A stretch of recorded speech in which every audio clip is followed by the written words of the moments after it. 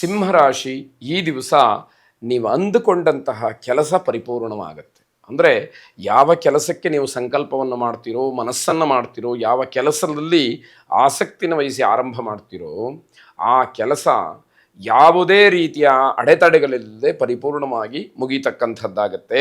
ಹೊಸ ಹೊಸ ಯೋಜನೆಗಳನ್ನು ರೂಪಿಸಬೇಕಾಗತ್ತೆ. ಯಾಕೆ ಅಂತಂದರೆ ಕೇವಲ ಇವತ್ತಿನ ಸುಖ ಮಾತ್ರವಲ್ಲ, ಭವಿಷ್ಯತ್ತಿನ ಒಂದು ಒಳಿತನ್ನೂ ಕೂಡ ಮನಸ್ಸಿನಲ್ಲಿ ಇಟ್ಟುಕೊಂಡು ಜೀವನವನ್ನು ಮಾಡುವಾಗ ಹೊಸ ಹೊಸ ಆಯೋಜನೆಗಳು ಅಲ್ಲಿ ರೂಪುಗೊಂಡ್ರೆ ಭವಿಷ್ಯಕ್ಕೆ, ಮುಂದಿನ ದಿನಮಾನಕ್ಕೆ ಅದು ಒಳಿತಾಗ್ತಕ್ಕಂಥದ್ದಾಗುತ್ತೆ.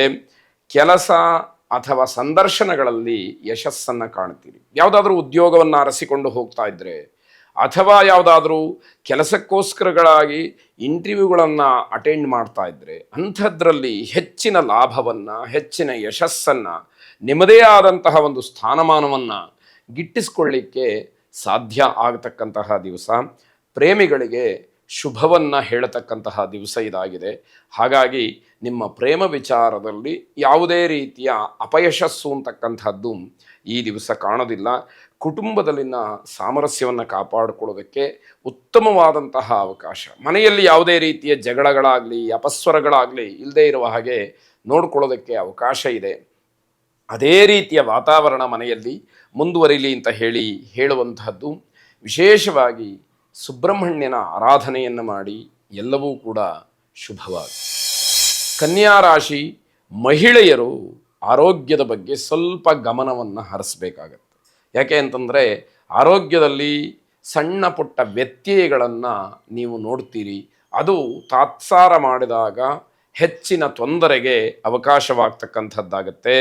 ಆಸ್ತಿಯ ವಿಚಾರ ಏನಾಗುತ್ತೆ, ಸಮಸ್ಯೆಯಾಗಿ ನಿಮಗೆ ಪರಿಣಮಿಸ್ತಕ್ಕಂಥದ್ದು. ಆಸ್ತಿಗೆ ಸಂಬಂಧಪಟ್ಟ ಹಾಗೆ ಒಂದಷ್ಟು ಗೊಂದಲಗಳು, ಇನ್ನೇನೋ ಸಮಸ್ಯೆಗಳು, ಬಗೆಹರಿದೇ ಇರತಕ್ಕಂತಹ ಮಾತುಕತೆಗಳು ಇವೆಲ್ಲವೂ ಕೂಡ ನಿಮ್ಮನ್ನು ಆವರಿಸ್ತಕ್ಕಂಥದ್ದಾಗತ್ತೆ. ನಿಮ್ಮ ವರ್ತನೆಯಿಂದ ಬೇರೆಯವರಿಗೆ ಕೋಪ ಬರುತ್ತೆ. ನೀವು ನಡ್ಕೊಳ್ತಕ್ಕಂತಹ ರೀತಿ ಮನೆಯವರಿಗೆ ಅಥವಾ ಸ್ನೇಹಿತರಿಗೆ, ಬಂಧುಗಳಿಗೆ ಕೋಪವನ್ನು ತರತಕ್ಕಂಥದ್ದು. ಹಾಗಾಗಿ ಸಮಾಜವನ್ನು ಮುಂದಿಟ್ಟುಕೊಂಡು ನಾವು ಆ ರೀತಿಯಲ್ಲಿ ವರ್ತಿಸಬೇಕಾಗತ್ತೆ.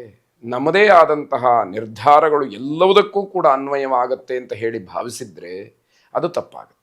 ಹಾಗಾಗಿ ಒಂದಷ್ಟು ಆಲೋಚನೆಗಳು, ಒಂದಷ್ಟು ವರ್ತನೆಗಳು ಸ್ವಲ್ಪ ಸಮಾಜಕ್ಕೆ, ಮನೆಯವರಿಗೆ, ಬೇರೆಯವರಿಗೆ ಅನುಕೂಲವಾಗುವಂತಹ ರೀತಿಯಲ್ಲಿ, ಬೇರೆಯವರು ಒಪ್ಪಿಕೊಳ್ಳುವಂತಹ ಒಂದಷ್ಟು ರೀತಿಯಲ್ಲಿ ಅದು ಪರಿವರ್ತನೆ ಆಗಬೇಕು ಅಂತ ಅರ್ಥ.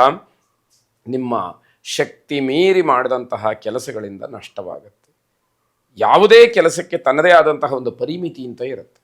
ಆ ಮಿತಿಯನ್ನು ಮೀರಿ ಕೆಲಸವನ್ನು ಮಾಡಿದಾಗ ನಷ್ಟಕ್ಕೆ ಅದು ಅವಕಾಶವಾಗುತ್ತೆ. ಅದರ ಹಿಂದೆ ಯಾವುದೋ ದುರುದ್ದೇಶ ಇದೆ ಅಂತ ತಿಳಿಬೇಕಾದಂತಹ ಸಮಯ.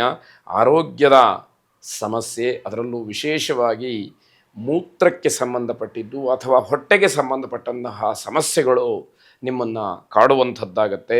ಉಗ್ರಂ ವೀರಂ ಮಹಾವಿಷ್ಣುಂ ಜ್ವಲಂತಂ ಸರ್ವತೋಮುಖಂ ನರಸಿಂಹಂ ಭೀಷಣಂ ಭದ್ರಂ ಮೃತ್ಯುಂ ನಮಾಮ್ಯಹಂ ಎಂಬುದಾಗಿ ನರಸಿಂಹನನ್ನು ಪ್ರಾರ್ಥನೆ ಮಾಡಿ, ನರಸಿಂಹಸ್ವಾಮಿಯ ಅನುಗ್ರಹದಿಂದ ಎಲ್ಲವೂ ಕೂಡ ಶುಭವಾಗಿ. ತುಲಾರಾಶಿ ಕುಟುಂಬದಲ್ಲಿ ಸಂತೋಷದ ವಾತಾವರಣ, ಹಾಗೆ ಎಲ್ಲ ಕಾರ್ಯಗಳಲ್ಲೂ ಕೂಡ ಜಯವನ್ನು ಸಾಧಿಸಲಿಕ್ಕೆ ಉತ್ತಮವಾದಂತಹ ಒಂದು ಉತ್ಸಾಹ ಮನೆ ಮಾಡಿರತಕ್ಕಂಥದ್ದು.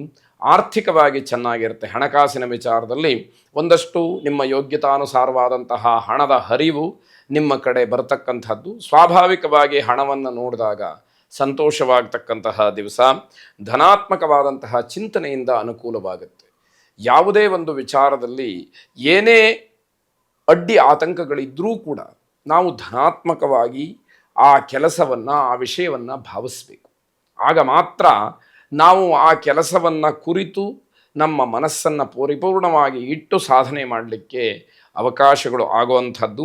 ನೌಕರಿಯಲ್ಲಿ ಮಾತ್ರ ಕಷ್ಟದ ವಾತಾವರಣ. ಯಾರು ಉದ್ಯೋಗವನ್ನು ಅರಸಿ ಉದ್ಯೋಗವನ್ನು ಮಾಡ್ತಾ ಇದ್ದು ಅದನ್ನು ಆಶ್ರಯ ಮಾಡಿಕೊಂಡಿದ್ದೀರಿ, ಅವರಿಗೆ ಸ್ವಲ್ಪ ಕಷ್ಟದ ವಾತಾವರಣ ಅಲ್ಲಿ ಕಾಣುವಂಥದ್ದು. ಆದರೆ ಧೈರ್ಯಗೆಡದೆ ಅದನ್ನೆಲ್ಲ ಎದುರಿಸಿ ನೀವು ಅದರಿಂದ ಹೊರಬರಬೇಕಾದಂಥದ್ದು. ಅವತ್ತಿನ ಕಾರ್ಯವನ್ನು ಮುಗಿಸಿ ಅದರಿಂದ ಜಯವನ್ನು ಸಾಧಿಸಬೇಕಾದಂಥದ್ದು ಅನಿವಾರ್ಯ ಎಂಬುದಾಗಿ ಹೇಳಬೇಕಾಗುತ್ತೆ. ಪ್ರೇಮಿಗಳಿಗೆ ಸ್ವಲ್ಪ ಕಷ್ಟವಾಗತ್ತೆ, ಎಚ್ಚರಿಕೆಯಿಂದ ಇರಬೇಕು. ಸಮಾಜಕ್ಕೆ ವಿರುದ್ಧವಾಗಿ ನಡ್ಕೊಂಡ್ರೆ ಕಠಿಣವಾದಂತಹ ಶಿಕ್ಷೆಯನ್ನು, ಕಷ್ಟವನ್ನು, ದಂಡ ತರಬೇಕಾದಂತಹ ಪರಿಸ್ಥಿತಿಯನ್ನು ಎದುರಿಸಬೇಕಾದಂಥದ್ದು ಆಶ್ಚರ್ಯವೇನಿಲ್ಲ ಅಂತ ಹೇಳುವಂಥದ್ದು. ಹಣ ಅಥವಾ ದ್ರವ್ಯ ಏನನ್ನಾದರೂ ಕಳ್ಕೊಳ್ತಕ್ಕಂತಹ ಸಾಧ್ಯತೆ ಇದೆ, ಆದ್ದರಿಂದ ಎಚ್ಚರಿಕೆಯನ್ನು ವಹಿಸಬೇಕು. ದುಡ್ಡು ಕಳವಾಗ್ಬೋದು, ಅಥವಾ ಇಟ್ಟಲ್ಲೇ ಮರಿಬಹುದು, ಅಥವಾ ಇನ್ಯಾವುದೋ ಪದಾರ್ಥಗಳು, ಆಭರಣಗಳು, ಅಥವಾ ಬೇರೆ ಇನ್ಯಾವುದಾದ್ರೂ ಬೆಲೆ ಬಾಳ್ತಕ್ಕಂತಹ ವಸ್ತುಗಳು ಕಳವಾಗ್ತಕ್ಕಂಥದ್ದು. ವಿಶೇಷವಾಗಿ ಶಿವಾರಾಧನೆಯನ್ನು ಮಾಡಿ ಶುಭವಾಗಿ. ವೃಶ್ಚಿಕ ರಾಶಿ, ನಕಾರಾತ್ಮಕವಾದಂತಹ ಸುದ್ದಿಗಳಿಂದ ಒಂದಷ್ಟು ಕಿರಿಕಿರಿಯಾಗುತ್ತೆ. ಯಾವುದೇ ರೀತಿಯ ವಿಷಯಗಳನ್ನು ಧನಾತ್ಮಕವಾಗಿ ಚಿಂತನೆ ಮಾಡಿದರೆ ನಮಗೆ ಒಳ್ಳೆಯದಾಗತಕ್ಕಂತಹ ಸೂಚನೆಗಳು ಬರಬಹುದು, ಅಥವಾ ನಾವು ಕೆಟ್ಟದಾದಂಥದ್ದನ್ನು ಕೂಡ ತಡೆಯುವಂತಹ ಶಕ್ತಿ ನಮ್ಮಲ್ಲಿ ಬರುವಂಥದ್ದಾಗತ್ತೆ. ಗುರಿಗಳನ್ನು ಸಾಧನೆ ಮಾಡೋದಕ್ಕೆ ಪ್ರಯತ್ನ ಮಾಡ್ತೀರಿ, ಆದರೆ ಅಪಯಶಸ್ಸು. ನಾನು ಈ ಕೆಲಸವನ್ನು ಮಾಡಿ ಮುಗಿಸಲೇಬೇಕು ಅಂತಕ್ಕಂತಹ ಒಂದು ದೃಢವಾದ ನಿರ್ಧಾರ ನಿಮ್ಮ ಮನಸ್ಸಿನಲ್ಲಿ ಇರುತ್ತೆ. ಅದನ್ನು ಕುರಿತು ಬಹಳ ಶ್ರಮಪಟ್ಟು ಕೆಲಸವನ್ನು ಮಾಡ್ತೀರಿ, ಆದರೆ ಪ್ರತಿಫಲ ಮಾತ್ರ ಶೂನ್ಯವಾಗ್ತಕ್ಕಂಥದ್ದಾಗತ್ತೆ. ಸಂಬಂಧಿಕರು ಒಂದಷ್ಟು ಆತಂಕಕ್ಕೊಳಗಾಗ್ತಾರೆ. ಯಾಕೆ ಅಂತಂದರೆ ಅವರು ಯಾವುದೋ ಸಮಸ್ಯೆಗಳಲ್ಲಿ ಸಿಕ್ಕಿಕೊಂಡು ಇನ್ಯಾವುದೋ ಹಣಕಾಸಿನ ವ್ಯವಹಾರವೋ ಅಥವಾ ಬೇರೆ ಕಾನೂನಾತ್ಮಕವಾದಂತಹ ಹೋರಾಟವೋ ಇದರಲ್ಲಿ ಯಶಸ್ಸನ್ನು ಕಾಣದಲೇ ಆತಂಕಕ್ಕೆ ಒಳಗಾಗ್ತಕ್ಕಂತಹ ದಿವಸ. ನಿಮ್ಮ ದಿವಸವನ್ನು ತಾಳ್ಮೆಯಿಂದ ಕಳೆಯಬೇಕು ನೀವು. ಈ ದಿವಸದಲ್ಲಿ ತಾಳ್ಮೆಯನ್ನು ಪರೀಕ್ಷೆ ಮಾಡ್ತಕ್ಕಂತಹ ಹಲವಾರು ಸಂದರ್ಭಗಳು ಒದಗಬಹುದು, ಅಥವಾ ಬೇರೆ ಬೇರೆ ರೀತಿಯಲ್ಲಿ ಆ ಎಲ್ಲ ವಿಷಯಗಳು ತಿರುವನ್ನು ಪಡ್ಕೊಳ್ಬಹುದು. ಪ್ರತಿಯೊಂದು ನಿಮಗೆ ಸಮಸ್ಯೆಯಾಗಿಯೇ ಅದು ಬಾಧಿಸ್ತಕ್ಕಂಥದ್ದು ಆಗಬಹುದು. ಇವೆಲ್ಲವನ್ನು ಮನಸ್ಸಿನಲ್ಲಿ ಇಟ್ಟು ನೀವು ಸರಿಯಾದಂತಹ ಮಾರ್ಗದಲ್ಲಿ ಹೋಗಬೇಕಾದಂಥದ್ದಾಗಿರುತ್ತೆ. ದಾಂಪತ್ಯ ಜೀವನ ಚೆನ್ನಾಗಿರುತ್ತೆ. ಗಂಡ ಹೆಂಡತಿಯರ ಮಧ್ಯದಲ್ಲಿ ಯಾವುದೇ ರೀತಿಯ ಭಿನ್ನಾಭಿಪ್ರಾಯಗಳಿಲ್ಲದೆ ಸಾಮರಸ್ಯಕ್ಕೆ ಅವಕಾಶ ಇರತಕ್ಕಂಥದ್ದು.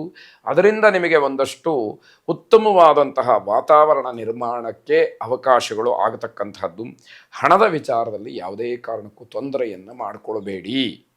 ಎಷ್ಟು ಹಣ ಇದೆಯೋ ಅದರಲ್ಲಿ ಯಾವುದು ಖರ್ಚಿಗೆ ಯೋಗ್ಯವೋ ಆ ರೀತಿಯೆಲ್ಲ ಸರಿಯಾಗಿ ಯೋಚನೆಯನ್ನು ಮಾಡಿ ತೀರ್ಮಾನವನ್ನು ಮಾಡಿದಾಗ ಹಣದ ಕೊರತೆ ನಿಮಗೆ ಆಗದೇ ಇರತಕ್ಕಂಥದ್ದಾಗತ್ತೆ.